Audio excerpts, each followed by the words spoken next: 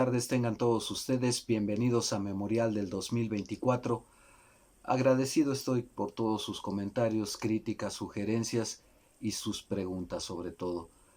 Hay algunos temas que he pensado abordar en este espacio, que he tenido planeado abordar en este espacio y que debido a lo vertiginoso que se van dando los acontecimientos, a veces se quedan en el tintero esperando mejor ocasión, sobre todo cuando hay crisis como la que está ocurriendo en Nuevo León, aunque ya les he comentado también que si volteamos la mirada sobre el resto del país, por lo menos yo que me dedico al periodismo y tengo que revisarlo todos los días, pues percibo, me doy cuenta, tengo información que me permite saber que el resto de las entidades federativas también están metidas en un lío tremendo, tanto con las instituciones como con la justicia, con la inseguridad sobre todo, en fin. A veces ese cotidiano ajetreo y atestiguar los problemas que está enfrentando el país van postergando el análisis de otros temas también que son muy interesantes. Y de entre los comentarios que recibo generosamente de ustedes, hay un par que me han llamado la atención porque son temas que pensaba abordar. Uno de ellos en particular lo estaba yo discutiendo hace apenas unos días con una persona muy querida para mí, un familiar, y pues bueno, entramos en polémica. Siempre es muy interesante, polémica respetuosa naturalmente, aportación de ideas, y eso es lo que pretende este espacio. De manera tal que voy a poner brevemente atención a dos temas que me han planteado y que son muy interesantes y que, como he dicho, pensaba abordar ya en este espacio. El primero de ellos debo agradecerle a Yolanda Beltrán por haberlo planteado, porque ella pregunta mi opinión con respecto a que eh, legalmente tenga que dársele un espacio a la mujer en las elecciones, sobre todo, esto lo digo yo, cuando, por ejemplo, un varón tiene que bajarse de la contienda porque, aunque tenía las preferencias electorales en la contienda interna, puesto que ese lugar la ley define que le debe tocar a la mujer, tiene que bajarse el hombre y subir la mujer. Bueno, muy brevemente porque es otro el tema que voy a abordar hoy. Y muchísimas gracias a Yolanda. Merece naturalmente que lo aborde de manera extensa en otro tiempo, en otra oportunidad. En primer término, a mí personalmente me gustaría que la mujer compitiese, que eso es lo importante, y que si gana, obtiene el triunfo, lo sea por sus méritos, por sus capacidades, por su historial, por su trayectoria y sus resultados, para que después no le anden diciendo que le debe la candidatura a un varón. El problema es que, ¿cómo garantizamos? Con esto que déjenme aclararles, no es ni siquiera todavía una legislación en forma. Hay visos de que hay un porcentaje de que los partidos políticos tienen que postular un determinado número de candidatos mujeres, pero esta regla de imponerlas por encima del varón, violando la ley otra vez, se la sacó de la manga el Instituto Nacional Electoral en un acuerdo interno en el que pues mandataron simplemente, cosa a la que pudieron oponerse los partidos legalmente y hubieran ganado, pero se hubieran visto muy mal.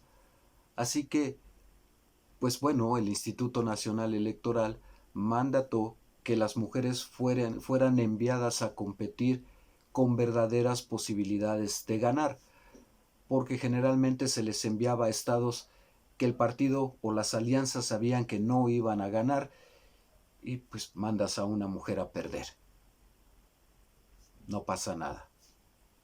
En fin, insisto, no estoy de acuerdo con esa disposición que adoptó el Instituto Nacional Electoral, pero entiendo perfectamente bien que en un país machista como el nuestro, todavía se tiene que recurrir a ponerlo por escrito en la ley, que sea obligatorio que se respete el espacio y el derecho a competir, ya ni siquiera a ganar, a competir de la mujer. Insisto, yo preferiría que llegasen por su cuenta, por sus méritos, por sus logros, por su trayectoria y sus resultados, porque además hay sobrados ejemplos de ello. Me parece que la sociedad machista en la que vivimos le tiene todavía mucho miedo a la participación de la mujer. Si lo trasladamos, como es el caso, al ámbito electoral, hay una razón muy simple. Y no sé, yo me imagino que las mujeres ya se han dado cuenta de ello. Imagino que los hombres tramposamente no solo se dan cuenta de ello, sino que tratan de obstaculizarlo. Si ustedes revisan tanto las encuestas, los censos que levanta el Instituto Nacional de Estadística, Geografía e Informática, el INEGI, verán que hay una mayor población femenina que masculina. Con eso tendrían para ganar si fuese solidaridad de género. Pero estamos hablando de otras cosas, estamos hablando de que necesitamos personas capaces, con experiencia, con trayectoria y resultados para que nos gobiernen, y me parece a mí que lo de menos es que sea hombre o mujer, siempre y cuando tenga una probada eficacia en sus resultados, por una parte, y una cierta calidad de valores que defender y promover que apliquen a todos. Por supuesto que, por ejemplo, cuando las mujeres van y presentan su examen profesional ante los sinodales, las que estudian una carrera, ni a los sinodales ni al resto de quienes están presenciando el examen profesional importa mucho si es mujer o es hombre. Importa el contenido de la tesis y la manera brillante u opaca en que la expone y el aporte que puede dar. Yo creo firmemente que la mujer está muy preparada para eso. Incluso les diría, también recurriendo al INEGI otra vez, que hay más mujeres en las universidades que hombres. Y esto fue el motivo por el que me enfrasqué en aquella charla con un familiar, porque generalmente en este país, insisto, muy machista, generalmente falta el padre en casa, ya sea por trabajo o porque lo abandona. Entonces, generalmente el hijo mayor, tengo amigos que han tenido que recurrir a ello, gente que era compañera mía en la universidad, que por ejemplo, puesto que se va el padre, abandona la casa, pues simple y llanamente el hijo varón es el que toma las riendas, deja de estudiar, se hace cargo de los gastos y de financiar las carreras del resto de los hermanos pequeños para que salgan adelante todos. Entonces, por eso el hombre a veces abandona la escuela. Y entonces eso también explica en gran medida por qué también hay más mujeres estudiando. Pero no es la única razón. Naturalmente la mujer tiene un enorme deseo de superación, tiene las capacidades para ello y por sobre todo creo que algo de lo que mueve mucho, no solo a la mujer sino también al hombre, para formarse profesionalmente, es la aspiración a un mejor futuro. Pero volviendo al tema de las elecciones, insisto yo, por eso puse el tema de los sinodales, cual si fuera examen de oposición, los precandidatos, los aspirantes a ejercer un cargo de elección popular, deberían presentarse realmente no solo ante sus partidos, porque ahí predomina el dedazo, sino ante la sociedad, como si fuesen a presentar no solo un examen profesional, sino uno de oposición, porque hay otros competidores. Y entonces sí que la sociedad evalúe.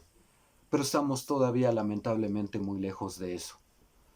muy, muy lejos de eso, porque son los partidos los que designan candidatos, venden candidaturas, se apuntan ellos mismos los dirigentes, y si no, espérense al 2024, les apuesto que Jesús Zambrano, Mario Delgado, Alito Moreno,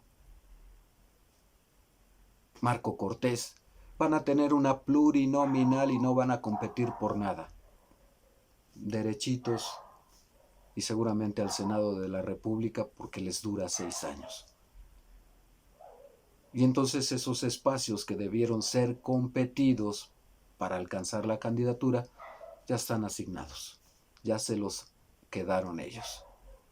En fin, cierro solamente diciendo, insisto, reiterando, que personalmente me gustaría que llegase el momento en que en una contienda pareja, hombre o mujer, al margen del género, la mejor idea, el mejor desempeño, el mayor conocimiento, los mejores resultados se impusieran sobre el dedazo y sobre el machismo que aún predomina en esta ciudad y en esta sociedad y en este país.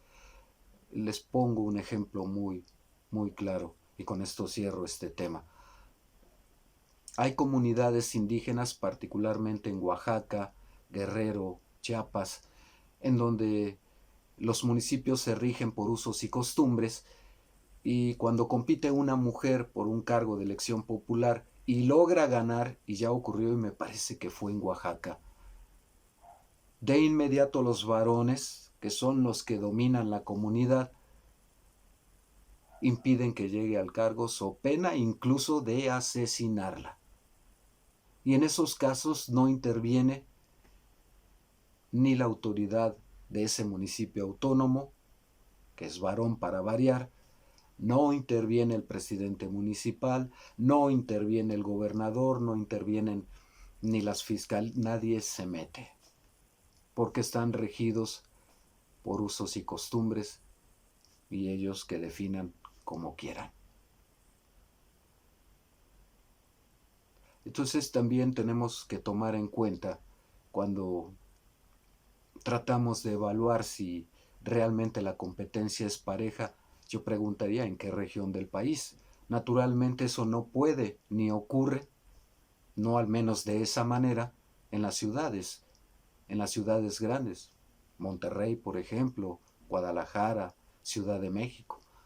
¿Por qué? Porque las comunidades indígenas pues están ahí aisladas, lejos, e incluso la gente pues las ubica vendiendo cualquier chuchería para ganarse la vida y las ve con menosprecio, hombres o mujeres e incluso niños.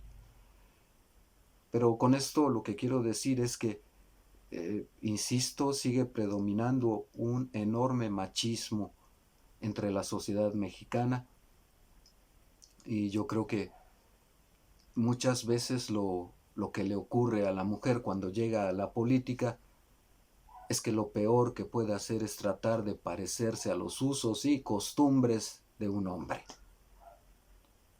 ¿Cuántas mujeres en política hemos visto que igual si las hacen al lado en una candidatura se agachan?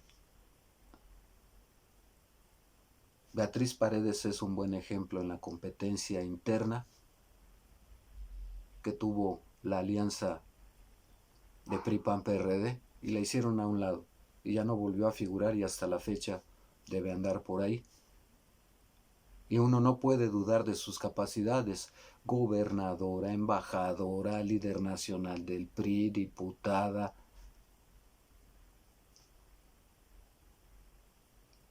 Una trayectoria extensa y algo aprendió.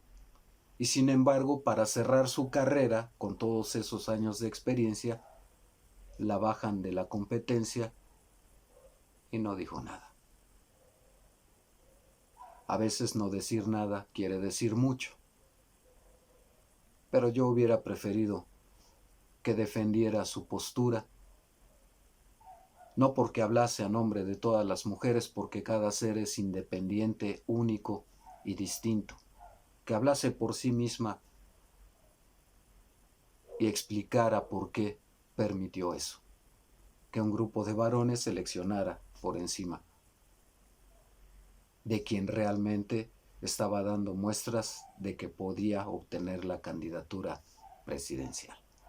En fin, cierro el tema, lo voy a abordar eventualmente de manera más amplia porque ciertamente merece la pena ser abordado en la cuestión legal, en la cuestión de género, en la cuestión cultural, en la social, en ese machismo que aún impera en este país, y por sobre todo porque yo de verdad con enorme gusto cada vez voy constatando que la mujer no le pide permiso al hombre para alcanzar sus metas y su destino, y eso me da una enorme alegría, porque yo no entiendo cómo un hombre podría sentirse completo sin una mujer completa al lado. Espero que algunas cosas hayan quedado claras con respecto a que la mujer, pues, más que pelear o ganarse, ya lo tiene. No tiene que competir ni con el hombre ni con la adversidad. A veces tiene que competir con el prejuicio del varón. A mayor educación creo que esos prejuicios se van derrumbando. Y como lamentablemente en este país, de acuerdo a las encuestas, nuestro México apenas tiene nivel de secundaria, tercero de secundaria, de familias disfuncionales, de alcoholismo, pues nos falta mucho por avanzar. Esperemos que en la medida en que vayan mejorando las condiciones para el desarrollo social, mejore también la educación y la conciencia de igualdad que se ve muy bonita escrita en nuestra Constitución, pero que falta hacerla realidad. Muchísimas gracias a Yolanda por la pregunta. Había otra con respecto a que en medio de este lío en Nuevo León, ¿qué se puede hacer para salir del atolladero? Difícil pregunta porque volvemos otra vez a las costumbres y los usos que tienen los líderes, tanto nacionales como locales de partidos, y volvemos a la idiosincrasia que tiene tanto el que se quedó en Palacio de Gobierno como los que quieren sacarlo. Hay que distinguir entre el deber ser y la realidad, entre lo que desearíamos y lo que podemos. No vamos a cambiar a la clase política, tengo que insistir en ello, tenemos que cambiar nosotros como cambiamos organizados, pero organizados con un orden programático y una serie de objetivos. Muy brevemente. He visto en cada entidad, en muchas entidades del país, que la gente se organiza, particularmente egresados de las universidades, y al margen de sus actividades personales, porque hay que ganarse el pan nuestro de cada día, se organizan para formar esto que llaman centros de estudio y de monitoreo del desempeño gubernamental. Y utilizando todas las reglas, las leyes que ya tenemos, van evaluando incluso mes por mes el desempeño del alcalde, del legislador local, del legislador federal, del senador y sobre todo de su gobernador. Les miden cuánto ingreso obtuvo de presupuesto, en qué se gastó, cuánto fue gasto operativo, disque gasto operativo, es decir, nómina, pago de luz, agua, papelería, etc. Y les llevan un marcaje personal de manera que por lo menos les sirve para evidenciar al que se está robando el dinero, por una parte, y presentar la denuncia correspondiente, y por la otra, para que aquel que está sentado en la silla lo piense dos veces por lo menos. Parecerá ingenuo el asunto, pero cuando estos centros de monitoreo del desempeño gubernamental son capaces de difundir sus resultados, los resultados de sus investigaciones al resto de la sociedad, entonces sí toda la sociedad reacciona.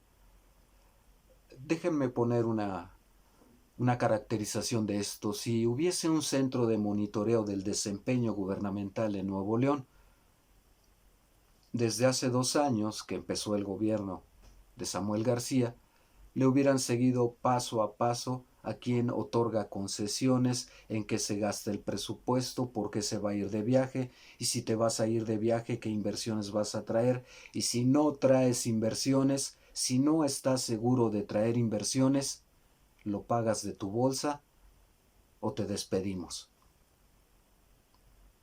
Y no se hizo. Ahora, volviendo a la pregunta original, y esta la hizo, déjenme ver, Salvador Díaz. Un saludo. ¿Qué hacemos para salir de este atolladero? Bueno, en la nueva constitución de Samuel García no introdujo el tema de la revocación de mandato tramposamente.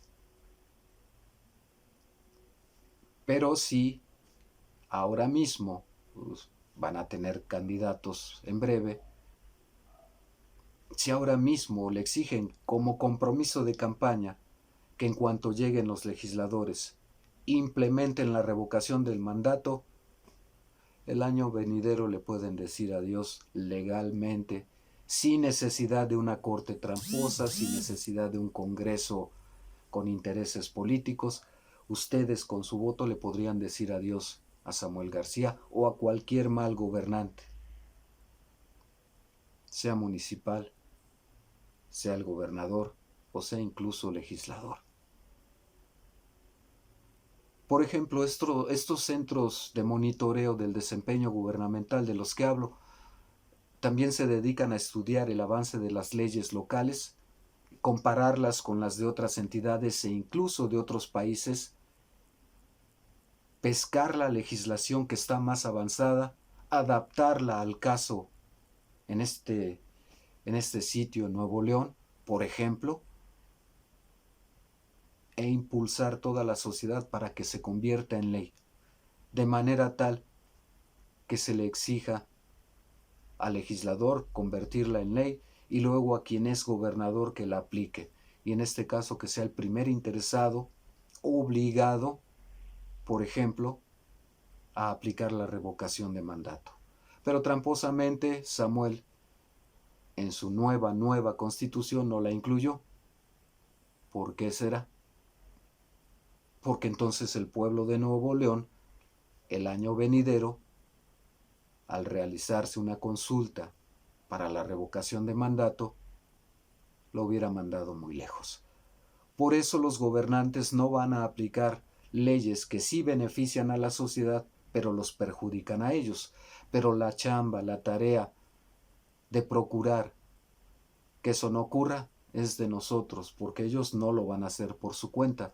Es un ejemplo muy sencillo, a algunos les parecerá ingenuo, pero no es verdad, porque aplica y me ha tocado ser testigo. Yo utilizo muchos esos centros de monitoreo cuando redacto información, porque tienen una de estudios en materia legislativa, en materia de gasto de recursos económicos de los gobiernos, de cómo entregaron concesiones, si hubo licitación o no, quién fue el beneficiario, si hay conflicto de interés como en Nuevo León al dárselo al padre, suegro, amigos, y se denuncia y tiene un peso político porque para empezar se entera todo el Estado. Y entonces, ni modo que el gobierno reprima todo el Estado. Son caminos que tenemos que explorar. Hace unos días en una entrevista con el obispo Ramón Castro, que tiene un papel muy importante en la conferencia del episcopado mexicano, algún otro reportero le preguntaba, Bueno, ¿y para qué marchan? ¿Para qué esas marchas en protesta por la inseguridad, la violencia, si no pasa nada? Y el obispo muy inteligentemente le dijo, para que el gobierno vea que no estamos cruzados de brazos, que estamos inconformes y que después de la marcha puede venir otra estrategia. Y lo piense muy bien. En fin, lo peor que podemos hacer es quedarnos cruzados de brazos. Salidas las hay. Y si no, hay que inventarlas. Respondidas estas dos cuestiones, pues bueno, ya solamente me toca ir a un comentario breve sobre algo de estos que nos juzgaron el caso Nuevo León. Me refiero al Tribunal Federal Electoral y a la Suprema Corte de Justicia de la Nación y el ridículo que están haciendo, porque al interior del Tribunal Electoral, del Poder Judicial, hubo un complot para destituir a uno de los consejeros, destituirlo mediante un supuesto acoso sexual a una trabajadora que después salió a la luz, fue enviada por él, dicen las malas lenguas, pues, y si hay pruebas, porque además ya fueron presentadas ante la Fiscalía General de la República. Fue enviada por Reyes Rodríguez Mondragón, que es el presidente del Tribunal Federal Electoral, para que mediante esa acusación se bajara del cargo y poner a uno de los suyos. De ese tamaño. Y ellos son los que están juzgando el caso Nuevo León en materia electoral y los que van a juzgar la elección presidencial.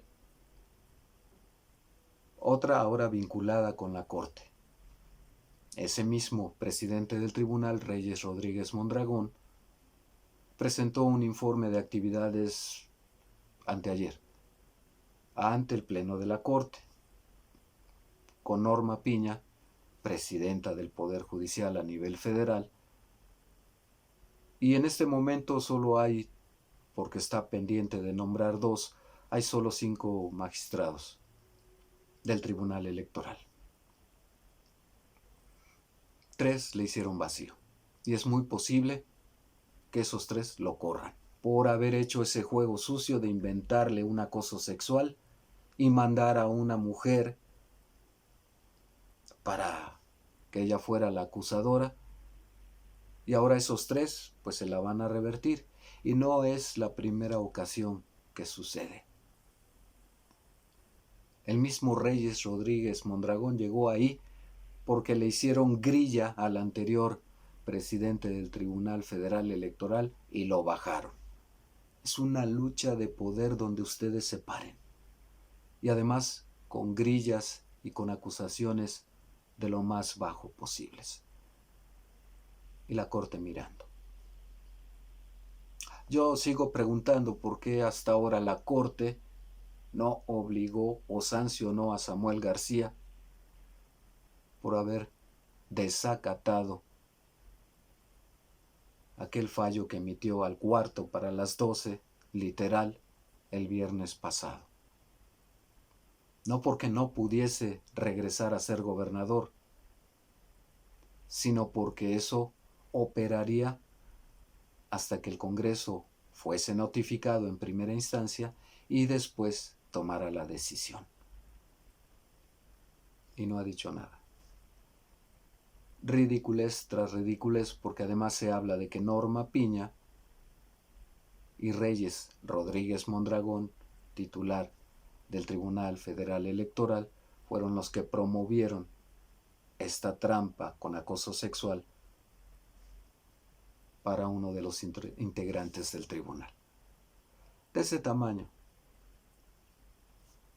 Son los que juzgan, los que imparten justicia en todo el país. Uno en materia electoral y la otra a nivel civil, penal, mercantil, todas las ramas. Esa es la calidad. Y ellos se ponen la toga y dicen, no, no queremos que elijan a nuevos integrantes del Poder Judicial, porque se necesita una especialización y una carrera en el Poder Judicial. Sus acciones, sus intereses los evidencian. Hasta aquí por ahora. Líneas de comunicación, redes sociales, críticas, comentarios son bien recibidos. Cuídense mucho. Hasta pronto.